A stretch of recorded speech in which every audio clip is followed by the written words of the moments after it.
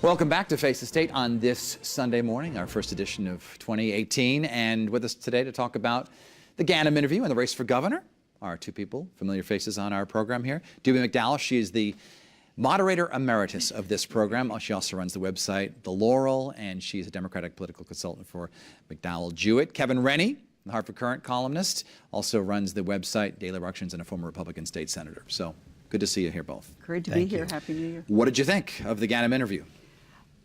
It always strikes me how articulate and thoughtful in many ways Joe Ganim is, and I think it's why he was, many years ago, such an up-and-coming politician.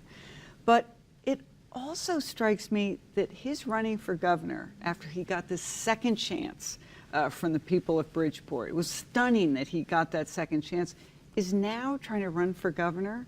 I mean, the only word that really kept coming to mind was that this run is somewhat delusional. So he should have waited a term, in your opinion? I think in the sense that if for the people of Bridgeport, they put their faith in him and said, yeah, we're going to give you a second chance, and now he's saying, I'm going to run for governor. Kevin? I understand that he makes the best presentation out on the stump, which these days is largely local. He's a comfortable campaigner. Local Democratic town committees. He has a tremendous responsibility. He is the embodiment of redemption. And basically what he is saying is that he is so extraordinary in his talents that you need to overlook the fact that he went to prison for corruption, corrupting his public trust in Bridgeport.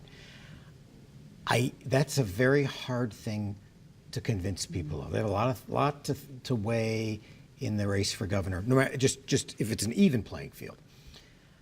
You brought up, and you spent a lot of time talking about this speeding issue from a few days ago.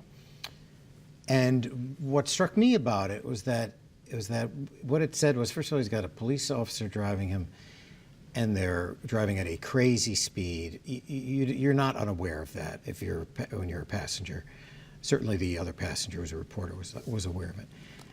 What it says is, he appears not to have gotten over his oversized sense of entitlement, and that's the big issue with Joe Ganim. It's not it's not whether he's a good candidate or a talented politician.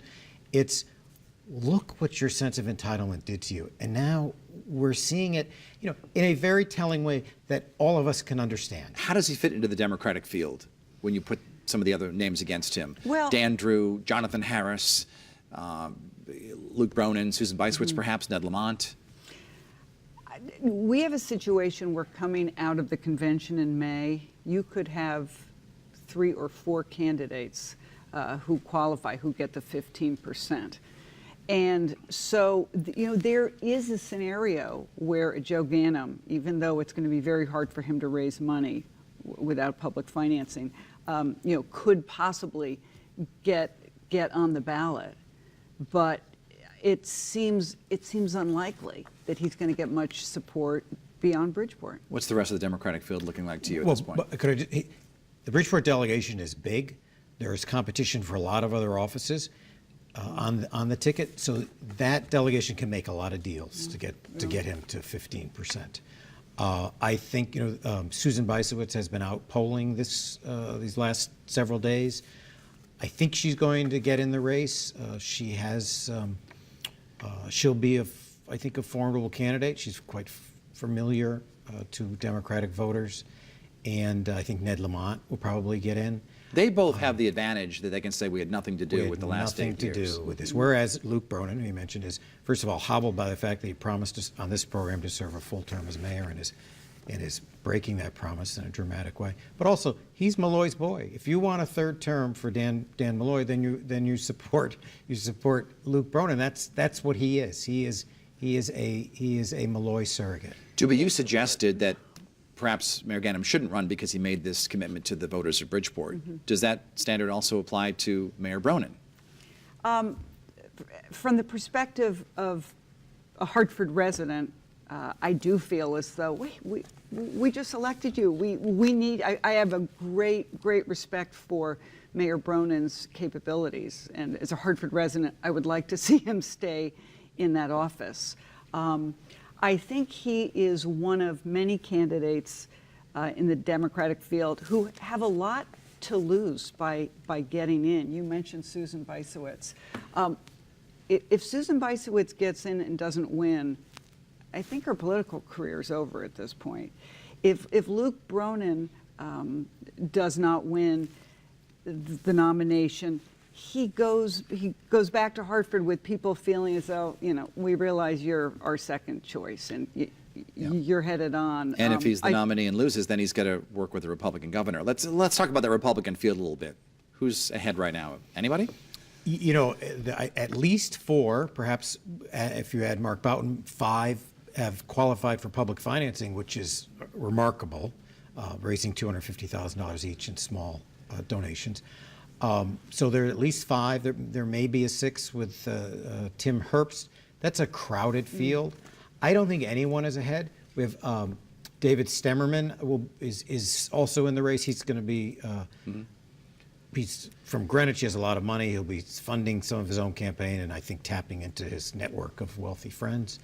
Does Dennis Claridis get in? Yes. I don't think so. I think that she has a much better chance of being Speaker of the House, and that's a pretty big thing to turn away from in order to enter this crowded field for governor. And I think even if she did get in the field for governor, she would find no one's getting out of the way for her, and people are starting to make commitments. Duby, who was the Republican that Democrats would fear the most to run against, would you say? The most difficult Republican to face? I'm not being cute when I say none of them, but I don't see any of them as being a strong, a leading candidate. I think Oz Griebel, who is running as an independent, is somebody who both Republicans and Democrats are looking at and thinking, potentially good candidate, well-respected guy, doing something, very risky. I mean, in this state, you don't win as an independent unless you have a household name like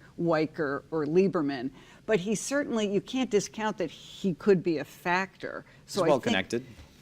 Well, we'll see in his first. We'll see how he does with fundraising if people That's really gonna be the give him money. challenge. The other thing was, he was a terrible candidate as a Republican 8 years ago. Just a terrible candidate. I don't know what's gotten better in the last 8 years. He's ended his tenure at what is essentially the Greater Hartford Chamber of Commerce. You certainly can't point to the economy of Greater Hartford as being the reason that you're running for governor. I will say, though, in this year, this crazy year and era of politics we're in, I feel as though there may be people who are looking at, who are dissatisfied with both parties and might give that candidacy a closer look. I still don't. I'm not suggesting that I think he wins. I think the Democrats still have the advantage, but. Duby McDowell, Kevin Rennie, we thank you so much for being in the program today, and Happy New Year. Same to you. Thank you, Dennis. And thanks so much for watching. We have some great football coming up here on Channel 3 later today at 1 o'clock.